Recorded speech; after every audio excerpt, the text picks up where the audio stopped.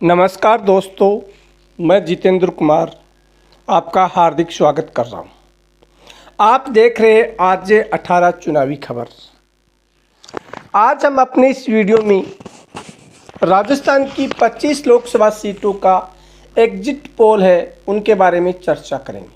राजस्थान की 25 लोकसभा सीटों में 2019 और 2014 में सभी सीटें हैं वो भाजपा पार्टी ने जीती थी, लेकिन अब की बार माना जा रहा है कि 11 सीट है वो कांग्रेस पार्टी जीत रही है।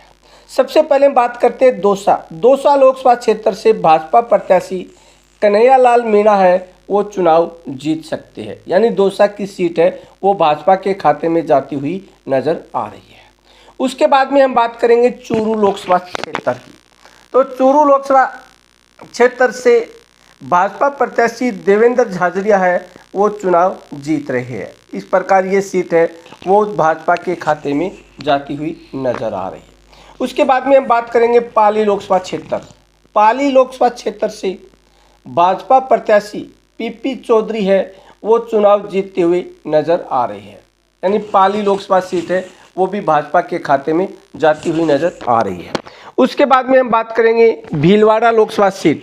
भीलवाड़ा लोकसभा सीट है से कांग्रेस के सीपी जोशी है वो चुनाव जीत सकते हैं। ये सीट है वो कांग्रेस के खाते में जा सकती है।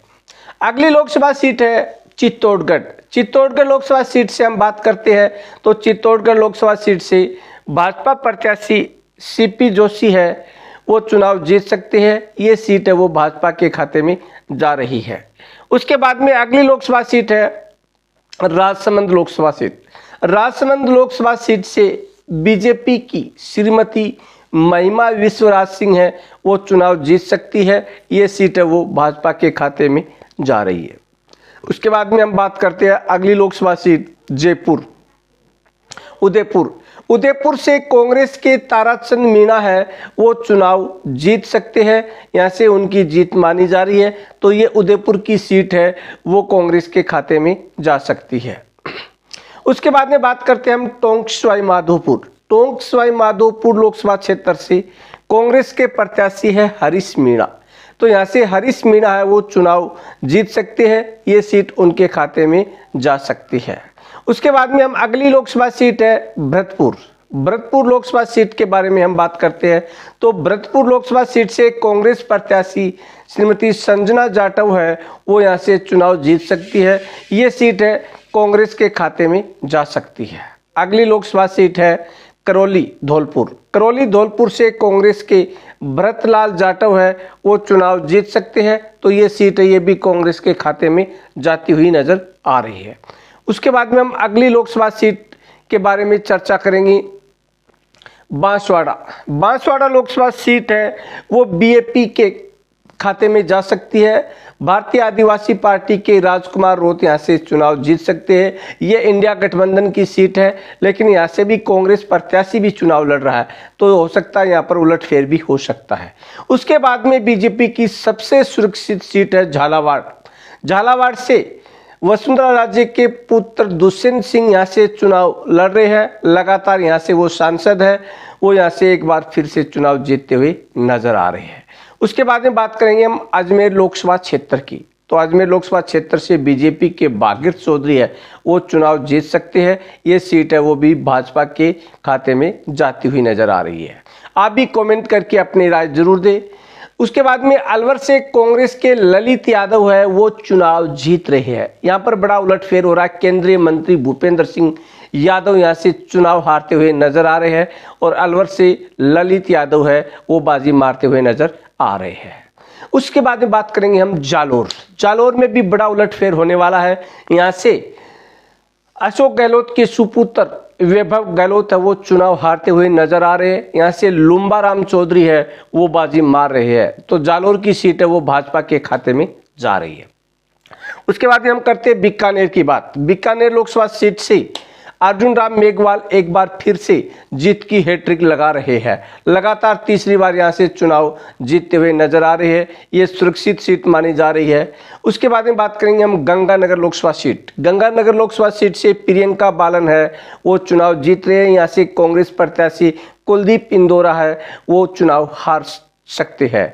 उसके बाद में हम बात करेंगे, अगली लोकसभा सीट है बाड़मेर। बाड़मेर से त्रिकोणीय मुकाबला हो रहा है, तो इसमें माना जा रहा है कि उम्मीदवार का पक्ष मजबूत है। रविंद्र भाटी और कैलाश चौधरी भी कड़ी टक्कर दे रहे हैं। त्रिकोणीय मुकाबला है, लेकिन उम्मीदवार की जीत मानी जा रही है, लेकिन ये कड़ा मुकाबला यहाँ पर हमें देखने को मिल सकता है। उसके बाद में बात करते हैं हम जोधपुर। जोधपुर से केंद्रीय मंत्री गजेंद्र सिंह है, वो भाजपा से चुनाव लड़ रहे हैं और ये सीट यहाँ से भाजपा है, इस सीट पर चुनाव जीत सकती है। गजेंद्र सिंह एक बार फिर यहाँ से चुनाव जीतकर अपनी जीत की हैट्रिक लगा सकते हैं। उसके बाद में बात करेंगे हम कोटा। कोटा से वर्तमान लोकसभा अध्यक्ष ओम बिरला भाजपा प्रत्याशी के रूप में फिर से चुनाव लड़ रहे हैं। उनके सामने भाजपा से कांग्रेस ज्वाइन की थी प्रहलाद गुंजल, वो चुनाव लड़ रहे हैं, लेकिन माना जा रहा है कि ओम बिरला इस सीट पर चुनाव जीत सकते हैं। उसके बाद में बात करते हैं हम झुंझुनू से शुभकरण चौधरी है, वो चुनाव जीतते हुए नजर आ रहे हैं। उनके सामने है ब्रिजेंद्र सिंह ओला। उसके बाद में अगली लोकसभा सीट है, उसके बारे में हम चर्चा करेंगे। आप भी कमेंट करके अपनी राय जरूर दें। जयपुर शहर लोकसभा क्षेत्र से बीजेपी की मंजू शर्मा चुनाव जीत सकते हैं। यहाँ से कांग्रेस के प्रताप सिंह खाचरियावास एक मजबूत कैंडिडेट है, लेकिन ये सीट है बीजेपी का गढ़ मानी जा रही है, यहाँ से ये चुनाव जीत सकती है मंजू शर्मा। उसके बाद में बात करेंगे हम नागौर लोकसभा क्षेत्र।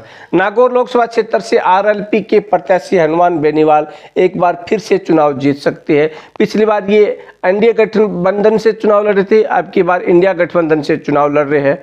उसके बाद में हम बात कर रहे हैं जयपुर ग्रामीण लोकसभा क्षेत्र। जयपुर ग्रामीण लोकसभा क्षेत्र से कांग्रेस प्रत्याशी अनिल चोपड़ा है, वो चुनाव जीत सकते हैं। आप भी कमेंट करके जरूर बताएं कि जयपुर ग्रामीण लोकसभा क्षेत्र से कौन चुनाव जीत सकता है। उसके बाद में हम बात करते हैं सीकर से सीपीआईएम के प्रत्याशी अमराराम चुनाव जीत सकते हैं, जो इंडिया गठबंधन के प्रत्याशी के रूप में चुनाव लड़ रहे हैं। ये थी राजस्थान की 25 लोकसभा सीटें जिनके बारे में हमने चर्चा की। अगर आपने अभी तक हमारे चैनल RJ18 चुनावी खबर को सब्सक्राइब नहीं किया है तो चैनल को सब्सक्राइब करें, लाइक करें, शेयर करें तथा कमेंट करके आप अपनी राय जरूर दें कि आपके क्षेत्र से कौन चुनाव जीत सकता है। जय हिंद।